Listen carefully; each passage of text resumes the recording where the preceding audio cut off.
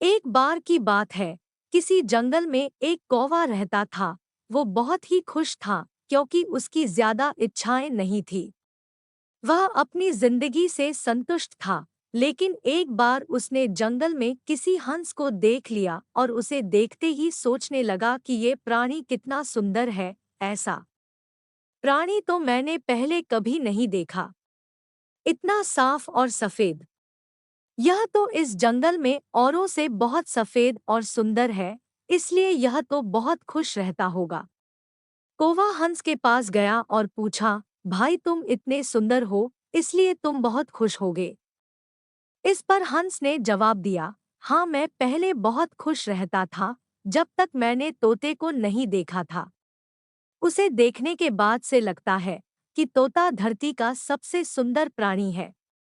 हम दोनों के शरीर का तो एक ही रंग है, लेकिन तोते के शरीर पर दो दो रंग है। उसके गले में लाल रंग का घेरा और वो सुर्ख हरे रंग का था। सच में वो बेहद खूबसूरत था। अब कौवे ने सोचा कि हंस तो तोते को सबसे सुंदर बता रहा है, तो फिर उसे देखना होगा। कौवा तोते के पास गया और पूछा, भाई तुम दो दो रंग पाकर बड़े खुश होगे। इस पर तोते ने कहा, हाँ मैं तब तक खुश था जब तक मैंने मोर को नहीं देखा था।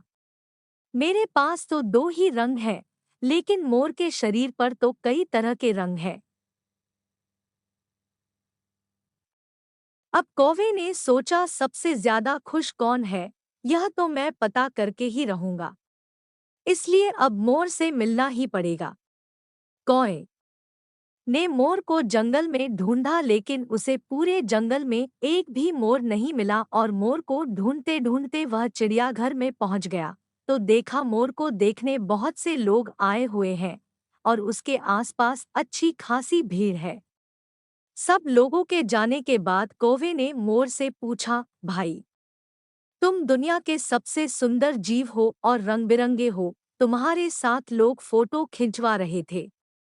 तुम्हें तो बहुत अच्छा लगता होगा और तुम तो दुनिया के सबसे खुश जीव होगे।